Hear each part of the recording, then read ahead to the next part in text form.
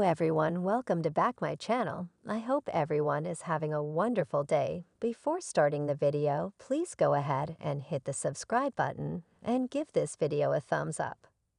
Phyllis and Sharon remain captive this week on Yum and Restless and seem no closer to figuring out why they're being held and by whom.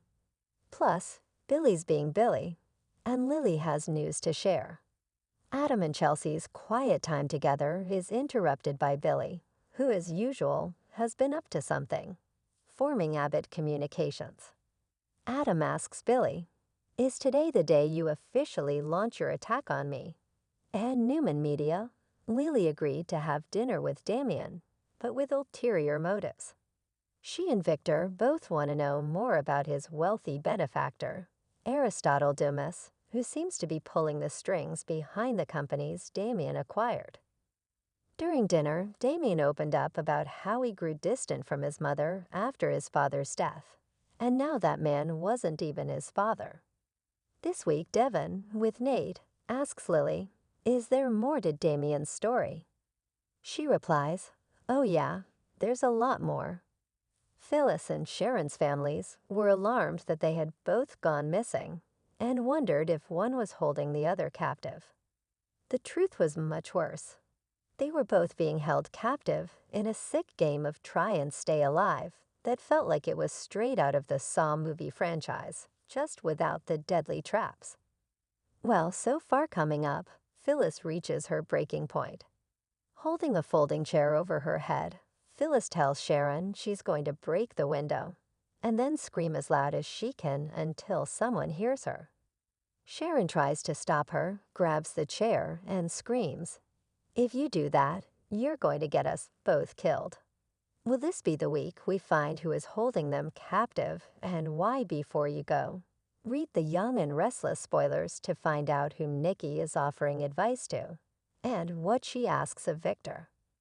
And get a sneak peek at what the week of March 3 to 7 holds in store in the below preview gallery. Dino City is never short on drama, but this week, tensions reach a fever pitch as Phyllis Summers faces her most harrowing ordeal yet. Trapped and desperate, she fights for her freedom, but with every passing moment, her hope dwindles. Meanwhile, Lily Winters finds herself at a crossroads as she unearths information that could change the game for Nate Hastings and Devon Hamilton. Will she choose to share what she knows, or will old wounds hold her back? Phyllis's nightmare, pushed to the edge. Phyllis Summers has always been a fighter. Fiercely independent, cunning, and always one step ahead.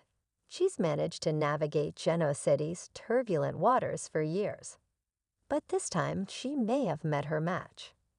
After being abducted by an unknown enemy, Phyllis finds herself in a remote, dimly lit room, the scent of damp concrete filling her nostrils.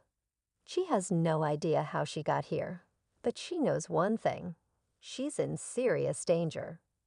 Her captor, a shadowy figure who remains just out of reach, taunts her with cryptic messages. "You've meddled in too many lives, Phyllis. Now it's time to see how it feels to be powerless." Phyllis, never one to cower, fights back.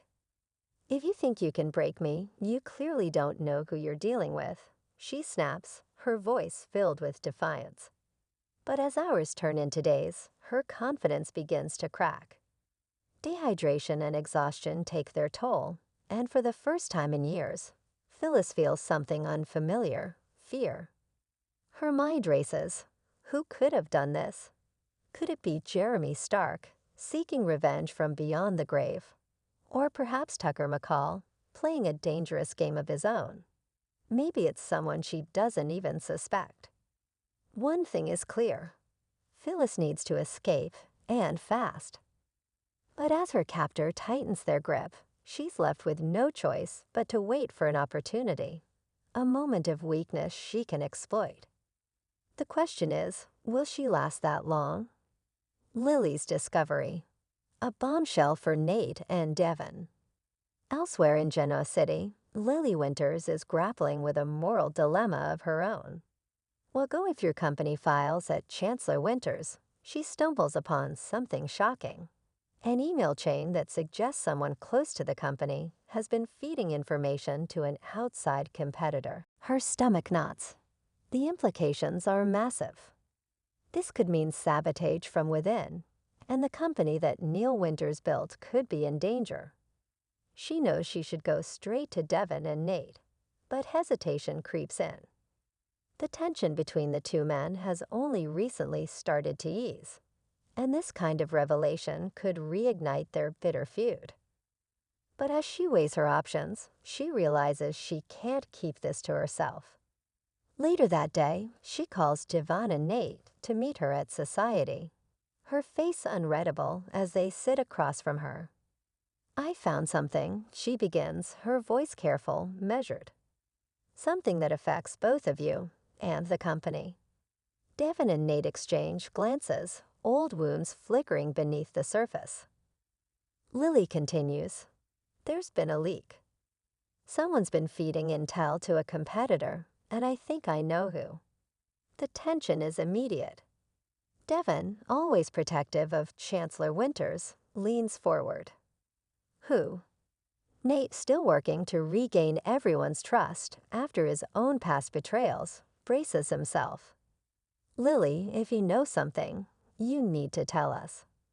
She hesitates, knowing the next words out of her mouth could change everything. The fallout, what comes next? As Phyllis battles for survival and Lily's revelation sends shockwaves through the business world, Genoa City is once again on the brink of chaos. Will Phyllis find a way to escape before it's too late?